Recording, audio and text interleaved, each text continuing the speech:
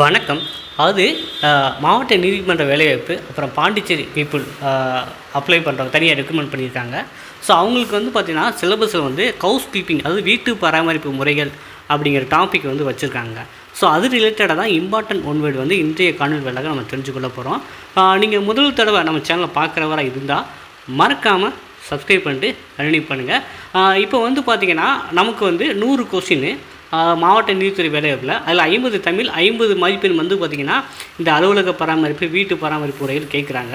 So இது வந்து பார்த்திங்கன்னா ஒரு குறைஞ்சது வந்து ஒரு 8-4 மதிப்பெண் வந்து இந்த வீட்டு பராமரிப்பில் கேட்கலாம். ஏன்னா வந்து வாட்ச்மேன், மசால்ஜி, தூய்மை பணியாளர் போன்றவங்க வந்து பார்த்திங்கன்னா நீதிபதி அவர்கள் வீட்லேயும் வேலை பார்க்குற மாதிரி இருக்கும். அதனால் இது இன்டர்வியூக்கும் அது ப்ராக்டிக்கல் இன்டர்வியூக்கும் இந்த மாதிரி கொஷின்ஸ் கேட்கலாம். ஸோ அதனால் வந்து அது ஃபுல்லாக வீடியோ முழுமைக்கும் பார்த்தா உங்களுக்கு ஒரு தெளிவு கிடைக்கும். அதே போல் வந்து உங்களுக்கு study material, test page, online class வேணும் அப்படின்னா இந்த டிஸ்பிளேயில் வாட்ஸ்அப்பில் சாட் பண்ணி நீங்கள் வாங்கி படிக்கலாம். இப்போ ஹோட்டல் போன்ற வணிக விடுதிகளில் வீட்டு பராமரிப்பு, அது ஹவுஸ் கீப்பிங் சொல்லுவாங்க. அதே போல் வந்து பார்த்திங்கன்னா விடுதிகள் எல்லாம் பண்ணுறாங்க. அது வந்து எவ்வாறு அழைக்கப்படுகிறது அப்படின்னு கொஸ்டின் கேட்டிருக்காங்க. அதுக்கு வந்து ஆப்ஷன் வந்து இன்ஸ்டிடியூஷனல் ஹவுஸ் கீப்பிங், அதாவது நிறுவன வீட்டு பராமரிப்பு. வீட்டு பராமரிப்பில் என்னென்ன ஆபத்துகள் வரும் அப்படின்னு ஒரு கொஷினு. ஸோ இப்போ வந்து பார்த்திங்கன்னா நீங்கள் ஹவுஸ் கீப்பிங் பண்ணுறீங்கன்னா தண்ணி இருந்துச்சுன்னா வழுக்கிறதுக்கு வாய்ப்பு இருக்குது. அதே போல் வந்து பார்த்திங்கன்னா உடைந்த கண்ணாடி துண்டுகள் மூலமாக வந்து நமக்கு காலில் காயம்படும். அப்புறம் வந்து பார்த்திங்கன்னா முறையிட்ட நம்ம தோரணத்தை மேலே ஒரு ஸ்டூல் போட்டு மேலே வந்து ஏதாவது செல்ஃபை க்ளீன் பண்ணுறோம், அந்த மாதிரி முறையில் வந்து முதுகு வலி வர வாய்ப்பு இருக்குது. இதுதான் பொதுவான ஒரு ஆபத்தாக வந்து வீட்டு பராமரிப்பு முறையில் சொல்கிறாங்க. அடுத்து வந்து பார்த்திங்கன்னா கரையான். ஸோ வீட்டு பராமரிப்புகளில் வந்து பார்த்திங்கன்னா மரச்சாமான்களை வந்து கரையான் தான் வந்து அரிக்கும். அப்போ அந்த கரையான்கள் எதை சாப்பிடும் அப்படின்னு பார்த்தீங்கன்னா மரச்சாமான் தான், மரக்கூழ், மரச்சாமான்.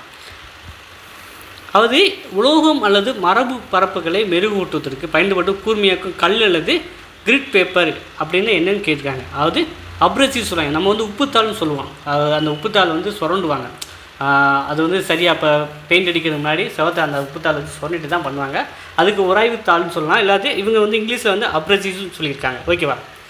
அப்புறம் வந்து பார்த்தீங்கன்னா தற்போது எத்தனை ஒரு அறைகள் வந்து நம்ம பராமரிப்பு பண்ணியிருக்கோம், அது வந்து இருக்குது, ஆக்குபேஷன்லாம் இருக்குங்கிறதுக்கு வந்து ரூம் ஆக்குபென்சி ஃபைலில் தான் போய் பார்க்கணும். அது அறை ஆக்கிரமிப்பு கோப்பு அப்படின்னு இருக்கும். சிசிடிவி கேமரா வந்து பார்த்திங்கன்னா காட்சிகள் வந்து எப்படி இருக்குன்னா லைவாக இருக்கணும். சரிங்களா? காட்சிகள் எப்படி இருக்கும் அப்படின்னு கேட்டிருக்காங்க. சிசிடிவி பொறுத்தவரை பர்பஸ் வந்து நம்ம காட்சிகளை லைவாக வந்து பார்த்துக்கிறதுக்கு. அப்புறம் வந்து பார்த்திங்கன்னா எது திரவ கழிவு அப்படின்னு கேட்குறாங்க. இப்போ காய்கறி அந்த நறுக்கின தோள்கள், காலாவதியான இருமல் மருந்து, ஒரு அழுக்கு பஞ்சு, கெட்டுப்போன தயிர். சரிங்களா? இது வந்து திரவன்னு சொல்லியிருக்காங்க. அப்போ வந்து தயிரா இல்லை வந்து காலாவதியான இருமல் மருந்தா அப்படிங்கிற ஒரு குழப்பம் வரும். அப்போ வந்து பார்த்திங்கன்னா தயிர் கூட சில நேரம் கட்டியாக இருக்கும், அது திடமாக மாறி இருக்கும். அப்போ வந்து இருமல் மருந்து. ஸோ அதுதான் திரவ கழிவுக்கு எடுத்துக்காட்டு. சரிங்களா?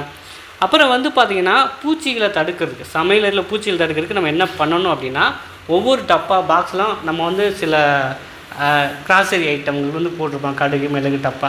அதெல்லாம் வந்து பார்த்திங்கன்னா அப்பப்போ வந்து சுத்தம் பண்ணிக்கிட்டு ஓப்பன் பண்ணி பூச்சி இது இருக்கான்னு பார்க்குறது தான் வேலையாக இருக்கணும். ஸோ இது வந்து பார்த்திங்கன்னா வீட்டு பராமரிப்போட அடிப்படை வந்து விஷயங்கள்ங்க. சரிங்களா? ஸோ எல்லாருக்கும் தெரியும். இருந்தாலும் நம்ம வந்து ஒரு ஒன்வேர்டு டைப்பில் கேட்கும்போது வந்து சில தடுமாற்றம் நம்ம பண்ணலாம். ஓகேவா? இப்போ வந்து பார்த்திங்கன்னா ஒரு காமன் ஜிகே பார்த்தோம், இந்த காணொலியோட சேர்ந்து பார்த்துடலாம். அடுத்தது வந்து பார்த்திங்கன்னா இம்பார்ட்டன்ட் ஜிகேங்க. ஸோ உலக விலங்குகள் தினம் வந்து அக்டோபர் 3ஆம் தேதி செலிப்ரேட் பண்ணுறாங்க. உலக விலங்குகள் தினம் அக்டோபர் 3. அப்புறம் தேசிய கவினா மகாகவி பாரதியார். முத்தமிழ் காப்பியம் என அழைக்கப்படுவது சிலப்பதிகாரம்.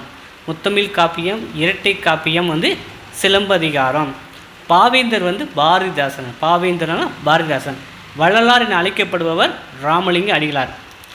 ஸோ கல்லூரி, இது வந்து பேச்சில் வகை தேர்க அப்படின்றாங்க. கல்லூரி அப்படின்னாது அது வந்து இடப்பெயர். கல்லூரிங்கிறது இடப்பெயர். பூ பெயர் சொல்லி வகை தேர்க வந்து பார்த்திங்கன்னா பூ வந்து சினைப்பெயர். பூ வந்து சினைப்பெயர். உழுதல் பெயர் சொல்லி வகை தேர்க. உழுதல் வந்து பார்த்திங்கன்னா தல் அப்படின்னு முடிஞ்சாலே அது தொழிற்பெயர் தான். உறங்குதல், படுத்தல், அந்த மாதிரி நடத்தல் அப்படிங்கிறது. தல் அப்படிங்கிறத விகுதி கடைசியாக வந்துச்சுனாலே அது தொழிற்பெயர். மார்கழி அப்படிங்கிறத பார்த்தாலே அது வந்து காலப்பெயர். நமக்கு தெரியும் மார்கழி வந்து ஒரு காலத்தை குறிக்கிறது. முதுமக்கள், அது முதுமை மக்கள், அது மை விகுதி வரனால அது பண்புத்தொகை. மாநகர். சரிங்களா? மாநகர்னாலே நம்ம சிறு வயதிலிருந்தே படித்தது உரி சொற்றொடர். மாநகர், மாநகரம், மாநாடு, அது உரி சொற்றொடர். மொழித்தேன் உருவகப்படுத்துகிறாங்க. சரிங்களா? அது மொழி வந்து தேன் போல் இருந்தது, உருவகப்படுத்துகிறாங்க. வாய் வந்து பவளம் போல் அது இருந்தது. சரிங்களா? உருவகம். தாய் உணவே உண்டால், இது எவ்வகை வினை? தன்வினை. தாய் வந்து தன்னாக இது பண்ணாலும் தன்வினை.